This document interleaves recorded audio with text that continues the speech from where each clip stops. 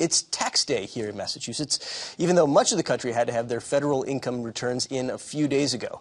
Curious as to why? Well, who better to turn to than Edgar B. Herwick III from GBH's Curiosity Desk, who joins us to explain why, and he claims to find a way to have a little fun about taxes, if that's What could be more fun than taxes? What could be more fun than taxes?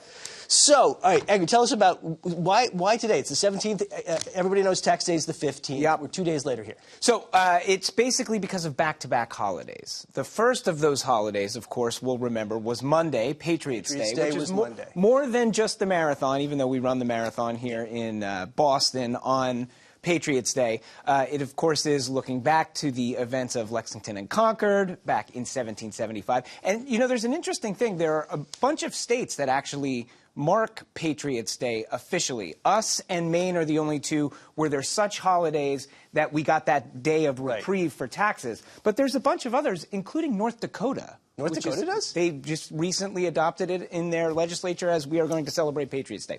Anyway, but it's not a holiday, they just celebrate. They celebrate it, yeah. But for Maine and us, because like offices are closed in Massachusetts, essentially because it's a state holiday, we didn't have to file taxes. Okay, but this one holiday, there's another one. What was that? Right, so that was on the 16th. Tuesday is a holiday in D.C., in the District of Columbia. They, on the 16th, each year since 2012, they celebrate Emancipation Day. Emancipation Day? Emancipation Day. What is that? So this is back in 1862. Congress actually signed a law which emancipated the enslaved people in the District of Columbia. This was actually legislation that was put forward by a Massachusetts senator, which got passed, and this happened even before the Emancipation Proclamation. So in D.C., some 3,000 enslaved people were emancipated. They celebrate, April 16th was the date that happened, so they celebrate that in D.C. So on the 16th, offices in D.C. were closed. Which means we have to get it in today by midnight, by the way. By midnight tonight.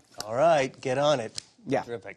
Okay, so you brought us a little bit of trivia. Well, I figured if there's any way to have fun with taxes, maybe it's a couple quick trivia questions. Let's do some trivia. And I know you have fun with trivia, so let's do it. So your first one is multiple choice, Craig. Okay. So you've got a, 1/3 shot of getting this right. So what conflict brought us the first ever federal income tax here in the United States? Was it A, the Civil War, B, the Spanish-American War, or C, World War I? Which one of these conflicts brought us America's first income tax? I'm going to go with the Civil War on this one. And you would be absolutely correct. That is right. The first time we had an income tax, it was a flat tax of 3% for everybody who made over $800. Over $800? Yeah. Okay. And so it lasted for a couple of years, then it went away, then Congress tried to do another one, and then the Supreme Court said, no, you can't really do that. And then eventually what happened was a constitutional amendment was passed, ratified the 16th Amendment, which clarified that Congress can indeed levy an income tax. Okay. And since then, we've had it. There you go. I'm one for one. 1 for 1. All right, number 2. You ready for this? This one's true or false. So you got a 50% shot this time.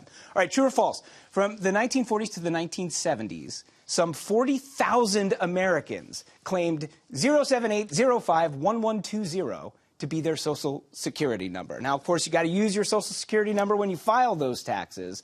So did 40,000 Americans use the same Social Security number over about a 30-year period? True or false? I mean, I want to say false because it doesn't make any sense. Ridiculous. But I feel like it's got to be true because otherwise, why would you be bringing me this fact? That's a great point. Obviously, there is a story here. You are correct. It is true. Basically, what happened in the 1930s, a wallet company, and this wallet was sold all over America, especially in Woolworths. It was a very popular wallet. Had a card They decided to put a fake Social Security card in it, right? It was clear that this was not a real Social Security card, but in fairness to people, this is right when Social Security numbers started.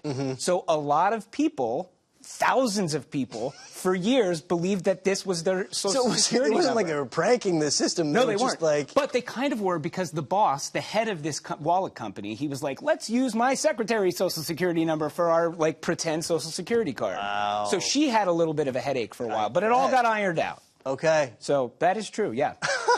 Okay. All right, you got time for one more? Yes, please. Let's do one more. One more. This one you're going to have to guess, but I feel confident you can go 3 for 3. Okay. All right, here we go. In 1893, the United States Supreme Court decided unanimously that for the purpose of taxation, this food is in fact definitively a vegetable and not a fruit.